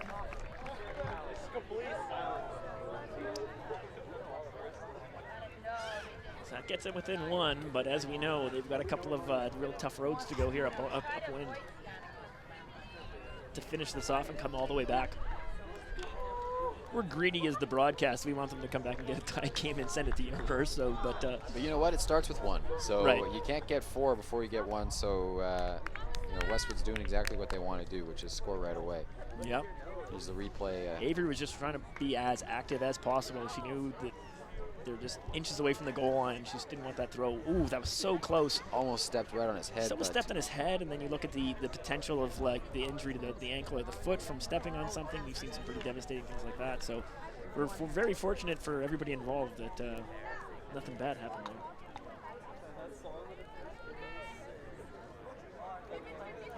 I'm hearing a suggestion in the booth that the next time we do this, we're going to mic the coaches. I wonder how the coaches would feel about that. Corey? They might have to turn down the filter on potentially. Maybe get a 10-second tape delay or something like that. 10-second tape delay because we might hear something we don't want to hear.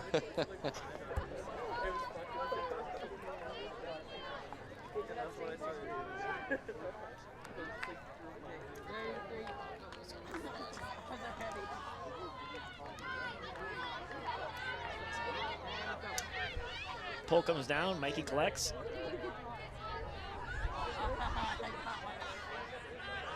Seemed like Kelvin wanted something up that line that didn't happen. Oh, wow. Nice grab there. Yeah, Avery just made sure. Had to lay out. Oh, he's got a wide open player. And it's coming. Oh, it's too late now. It's a little too late, but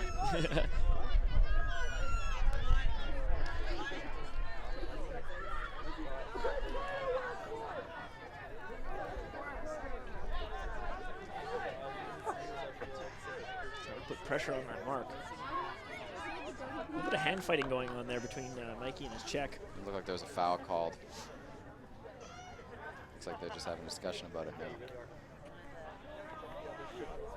Getting ready to tap the disc back in. Curtis has really poached off of his player there, but they're not going to take advantage of that. Actually, Curtis is stepping in on Mikey, so I don't think they switch there, but yeah. Even with that catch, they're going to watch this little reset here, expecting it. Certainly what Kelvin's been doing all day, so I don't see them deviating from that now. No, and I don't know if he meant to switch the force there, and that's going to leave that wide open. Really nice play there by Kelvin. That's that give and go they've been working all day, and that just shows how important stopping that play is, because it's such an effective play, especially when you've got it down pat like Kelvin does. Yeah, Evan shut down the swing there, but unfortunately the result of that was it just bounced the disc right back to the other side and left that handler open to Berkeley right into the end zone and take advantage of him.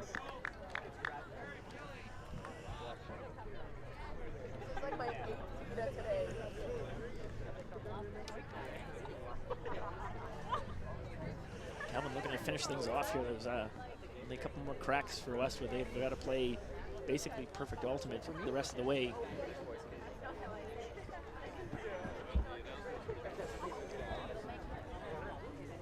See the raw motion in the Kelvin players there. It's just exactly what you want to see on the field. Yeah. Well, they've tasted this championship just last year, so It's true. They know exactly what they want the repeat.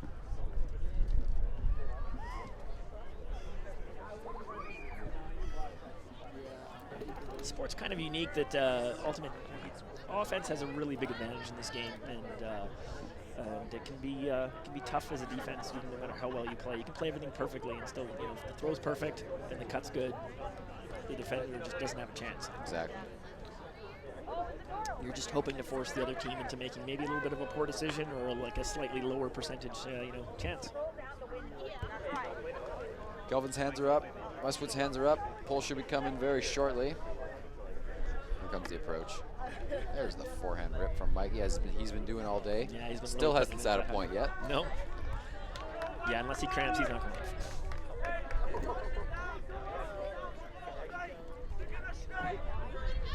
You hear Mikey saying they're going to strike. Yeah. So they're probably, and he's probably right. The Westwood is looking to score right away. Yeah, they need to score quick, but they also can't afford any turnovers here. He also needs to make sure he's playing defense. It's coming though. I didn't expect it, but it's again a little short. throw might have just gone away from him. Yeah, that did not have a lot on it. Oh, wow, I thought Jared had that. That's a great D. That's a great play, though. Put some pressure on him. Oh, a little IO backhand is going to hang. A little misread, just a tiny misread.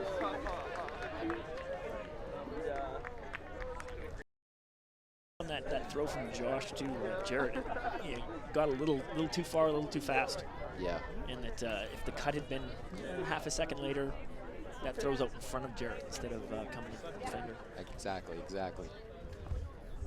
So Jared's making his way towards the disc, going to bring it up to the line. We got the score of 13-9, Kelvin over Westwood. Kelvin in white and Westwood in maroon.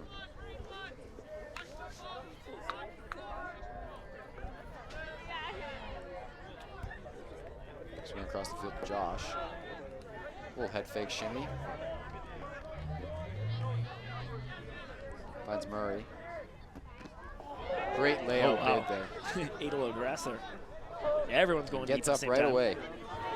Yeah, that's just, I mean, Cameron with the disc. they need to score, but you can't all go at one time. It's just big not gonna fake, work. big pump fake. This is Josh. What's he thinking here? Look for that hawk. He's doing it. There's that same backhand. Looks like it's this one's going to work, I think. Yeah, That's and a he's great going to pull read. it down.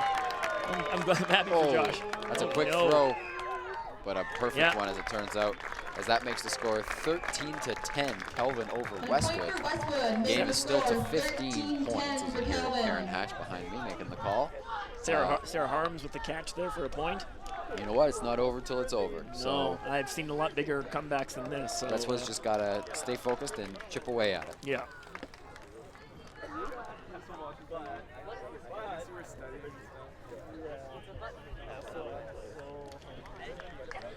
While Ethan's up and walking around, I still don't expect to see him back at this point. Those cramps get to a point where you just can't get rid of them in the same day. They're just the only thing that's gonna fix it is time.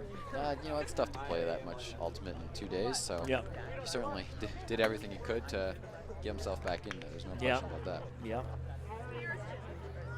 The initial play it happened on, too, was just such a weird situation because it was a bit of a missed throw, or at least a missed choice on Kelvin's part. They threw it up into space that he was near. He was towering over everybody. It didn't really look like he was playing out or really sprinting, and it just, And then he got to the line and just sort of collapsed. Yeah, he got up and collapsed. Maybe a little adrenaline pumping right until he stopped, and then when he stopped, it sort of he stood up like he was getting ready to start throwing or something, and then he realized, like, no, there's a problem. I better go down.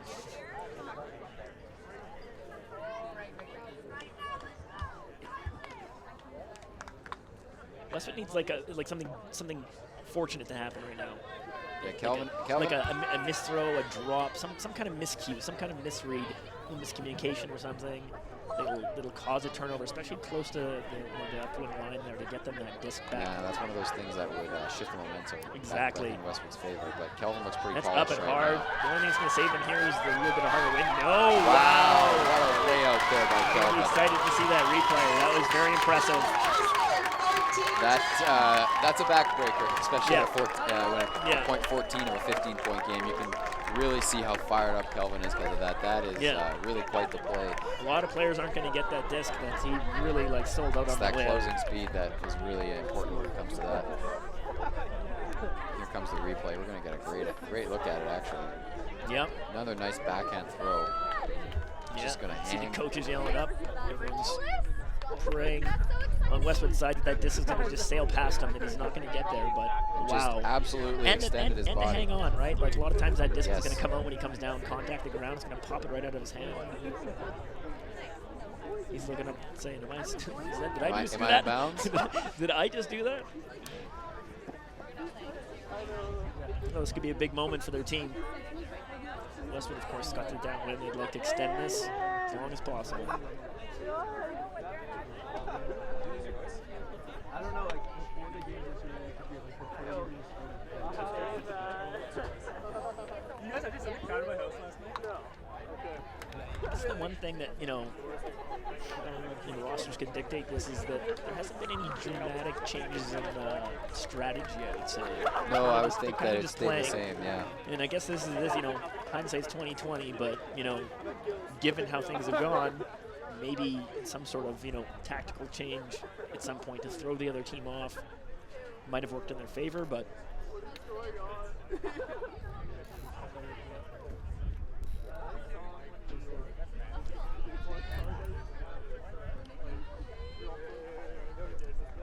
Josh, a bit of a stop. Andrew picks that up. Surprised Curtis took off there. He was just wide open. He should turn around again. He's really just, he's running behind, he's running towards his defender. Nice little swing. There's a shot. No, it's a little too late, I guess. A little too late. I think those players are too deep, and hopefully Jarrett's kind of figuring out that he's not. Oh, she's got to run through. Well, Sarah Holmes was running like she wanted the disc, so. Yeah. There's a turnover from Westwood. Here comes the backhand throw up the line. He's going to stop that. This open side's coming, and Avery's going to have this if they're not able to close this gap. They slowed it down a little bit. Make Kelvin think about something else. There it is. Thomas with a big catch from Mikey. So your 2016 high school provincial champions are the Kelvin Clippers. Yeah. As you can hear from behind me. Congratulations to the Kelvin Clippers. Congratulations to the Westwood Warriors, and really congratulations to all the teams that showed up and played their hearts out. But a special congratulations to the Kelvin Clippers for winning the championship by a score of 15-10. Yeah. It's a lot of emotion over there, a lot of graduating players, and they're really happy to pull that out. A quick little replay of the final point here for Kelvin as they and I think make it all those forehands all game, and he looked out there, and then all of a sudden, you know, this is one of the rare times it's the backhand. Well, the team shake hands. We would like to thank Big Day Media for being out here. The crew on the and then again, there's the high fives that happen in between the two teams. All of them were prepared for again, that's tough to do when you're the second place team. It's never a fun handshake. No. Certainly indicative of our sportsmanship that exists. Exactly.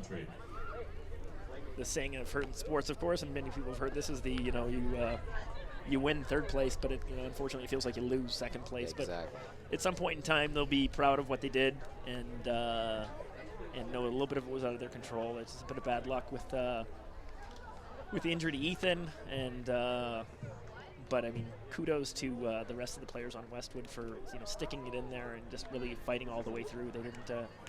They didn't go down easy, that's for sure. You can see the celebration from Kelvin there. That's just exciting to see. Teams, please return to your sidelines. So yeah, we're going to wait a little tiny bit. We've got some the awarding of the championship banner, the announcements of the All-Stars for high school, and the wrap-up, which is just what's been an incredible weekend for us. I really want to thank everybody that's been involved. It's been a great weekend for mods and for everybody involved, and it's just so great when you go around and see all these parents and grandparents out that have maybe never seen the sport before, and the look on their face, and they realize, hey, look at all these people out here, and my kid really loves this, and they're really good at this, or something like that, or maybe they don't play other team sports, or maybe they don't get involved in other school activities, and it's for me, it's the most fun. Like we do a lot of stuff with adults and different people, but this weekend is probably my favorite of the year. Both of these teams have invested not only a full season but years to get to this point. We want to recognize the Westwood Warriors at this time. Not only was it a great weekend, but it's been a great season for this team, traveling to nationals, finishing in the top level there, now representing their school all the way to a final this weekend. These are great, hard-working kids that never quit, and we want to celebrate their success this year. Congratulations on making it to the 2016 finals, Westwood Warriors. So Kelvin just getting their banner there, but also a big shout out from the PA system to Westwood. Just tough presented situation by our president, Ian Briscoe, was the 2016 championship banner to your champions, Kelvin with a bit of a champions 2016. bit of a mob scene. Clippers.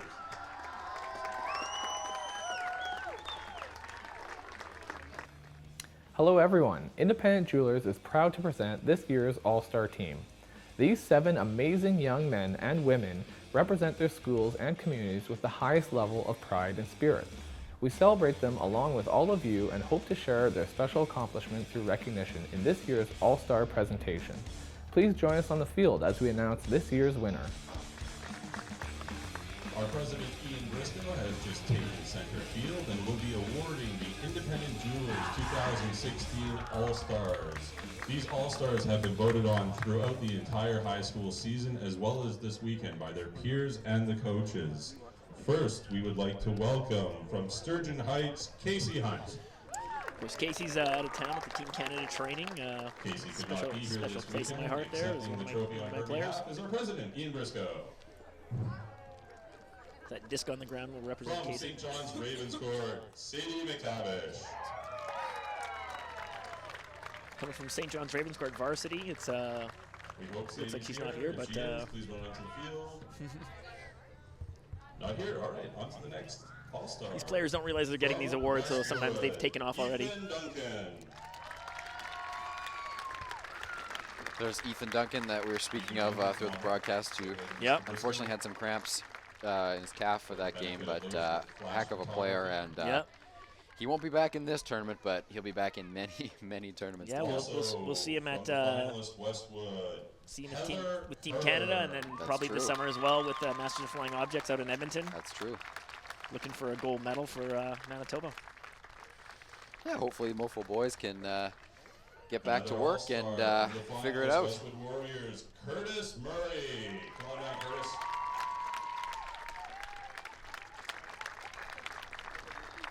Curtis played a really big part in this game and has really shown a lot of stuff. From your provincial championship, Kelvin Clippers, Avery Sims. Avery was a beast in this game and throughout the tournament. In our quarterfinal matchup, she was a big part of that game. Also, All-Star from the Kelvin Clippers, Scott McDonough. Wow, what a time to come up with a big catch, eh? What a time to be alive. That's right. I have a feeling I know who apologize the MVP is. in advance for murdering this last name, but the MVP for this year's finals, Michael Rothlob. There he is. Mikey's coming out. Big smile on Mikey's face, Yeah. and why not? Provincial champion, graduating All-Star, graduating MVP. Yeah. Thank you to this year's All-Stars. Thank you to Yeah, the teams he's that made it to got a this little hug year's with Ian final, there. and thank you for all of the parents and family members that help support and strengthen this community. Thank you, everyone, for Heard that being over here the this weekend. broadcast Have a from great Sean. I night. also want to thank everyone who tuned in live on the webcast, and anyone who's going to watch this throughout the week on Shaw, because Corey and I had some fun up here watching a couple games, and we're really glad you guys tuned in. We're glad you guys kept us in on Twitter a little bit, and again, just thank you very much for having us, letting us into your homes for an afternoon. Yeah, thanks to everybody. This is a new experience for us, and hopefully something we can keep doing in the future. And I think that's really a great experience for the kids to know that there's an opportunity if they can reach this level that they're going to be in this environment, in this stage. Absolutely.